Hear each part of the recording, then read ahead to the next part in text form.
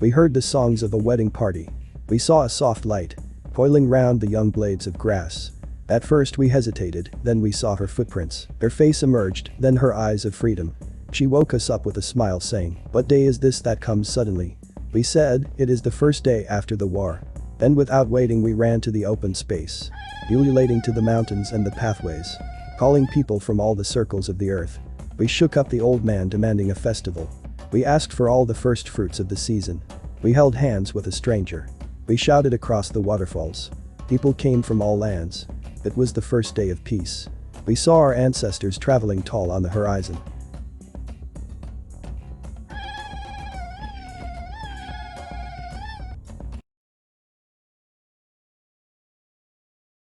Mazisi Kunene was one of South Africa's greatest intellectuals. He was a poet, historian, and professor of African literature. Kunene was born in Durban.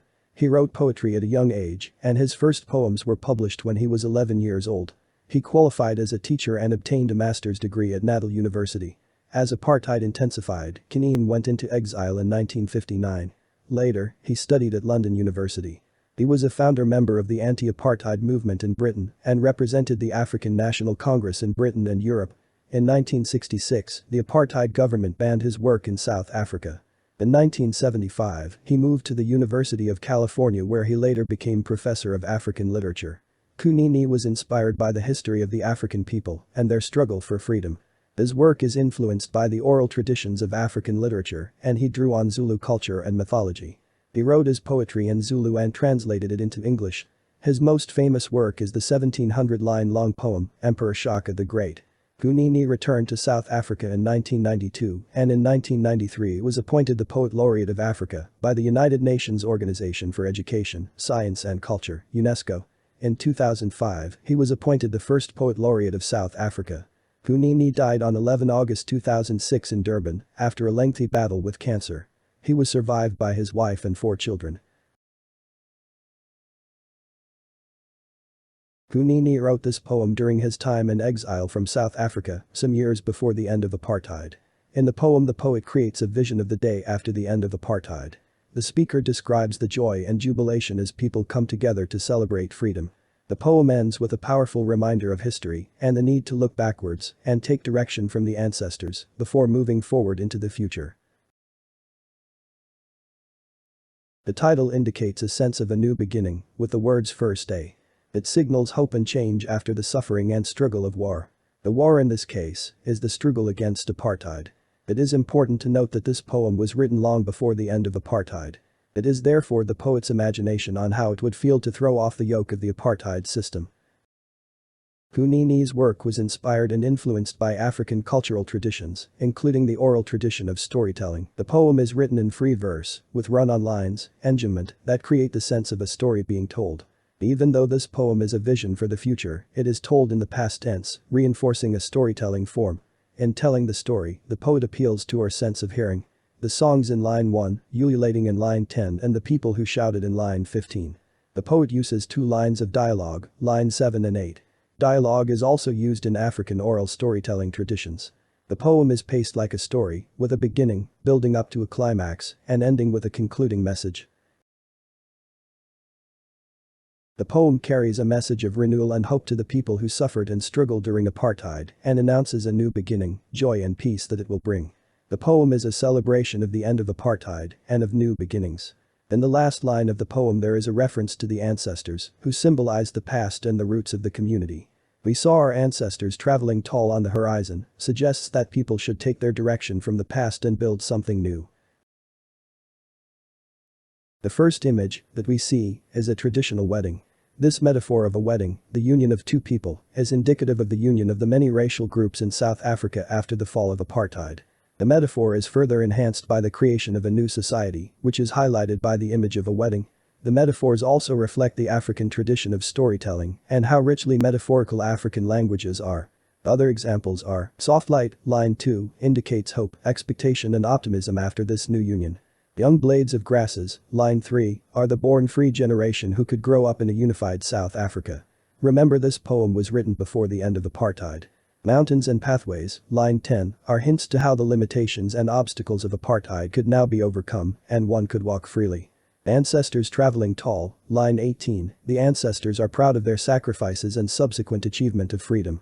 The poet also uses personification in line 4. We saw her footprints. Freedom is portrayed as a woman. There are visible traces that can be followed. The idea is that freedom is out there and needs to be tracked down. The alliteration of first fruits, line 13, alerts the reader to the significance of the moment, while the use of this device in the final line lends the ancestors renewed stature as they are traveling tall, line 18, in response to the event. Then, line 18, traveling tall, creates rhythm and liveliness, which is a reminder of the importance of the ancestors. Onomatopoeia, ululating, conveys the sound of the people's spontaneity and expression of ecstasy and elation.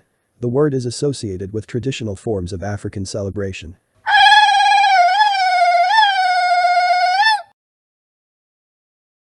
The tone of the poem is upbeat due to the excitement of a new life. The tone is initially one of disbelief that oppression has come to an end, then restrained joy, followed by ecstatic jubilance and pride. The poem can also be described as celebratory, enthusiastic and excited. The use of we by the poet is to ensure the inclusion of the reader in the action and ideals expressed in the poem. The celebration is taking place and the sound of jubilation heard reflects the poem's celebratory tone. The soft light, line 2, indicates hope, expectation and optimism after this new union. The same hope a new day brings. This links directly to the title of the poem. The young blades of grasses, line 3, are the born free generation who could grow up in a unified South Africa. There is a definite hesitation in the audience due to the uncertainty of the future. The onlookers are in disbelief. Is this true? Who is this bride? If you see a wedding party, one often wonders who the bride is. One wonders what is this new union going to be like. In this line, the bride is the metaphorical new nation. The bride is gradually revealed. First the footprints, then the face and then the eyes. This ties in with the gradual emergence of freedom. Freedom takes time to achieve. The poet uses wakes us up to show that the arrival of freedom is not expected. The image of waking up can either mean a gradual realization of freedom or a sudden shock. What is clear though, is that this freedom or new life will be very different to what the people are accustomed to. The image of waking up is again linked to the title of the poem. The very formal line 7, what day is this that comes suddenly, with its archaic syntax, highlights the formality associated with traditional literature and the African storytelling technique. The poet identifies the we as those who have been involved in the struggle. Is the bride part of the struggle? Or does she symbolize the new and uninitiated who are removed from the hardships involved, the virgin? The poet indicates that the people are physically running towards their future. The people are running over the open fields and into the mountains, down small pathways to make sure everybody heard the news and celebrate with them. The onomatopoeic word ululating provides a sound and supports the unrestricted jubilation of the people. The old man in line 12 could be a representation of the people who have accepted the previous system. It is perhaps not that they have accepted the system, it is perhaps more a case of that they didn't know any better. The first fruit can be seen as something that is long awaited. This fruit is freedom. A freedom from the oppressive laws of the apartheid regime. The questions that are indirectly asked, is this freedom everything that they are hoping for? Will the social injustice ever be addressed? Will there be justice? Is this fruit worth the anticipation? After informing everybody and inviting them to celebrate, people from all over are coming together. A new unity is created. One could almost infer that after this there are no more strangers. People are now united. The holding of hands is the symbol for unity. The poem's title is First Day After the War, after war there is peace. Peace is the time where all the limitations and suffering of the war will come to an end. It signifies new beginnings. People are excited and have high expectations. In African culture the ancestors are always present and is often consulted before any major decision. The ancestors are seen on the horizon watching the celebrations. One could wonder if they approve of the festivities. One would also wonder what they think of this new world order. Looking at this poem and the celebrations after the war, I think that the poet, when he wrote this poem, long before apartheid came to an end, wondered when this struggle would end. When will there be peace from this oppressive and restrictive system? His big question was probably, will it ever end?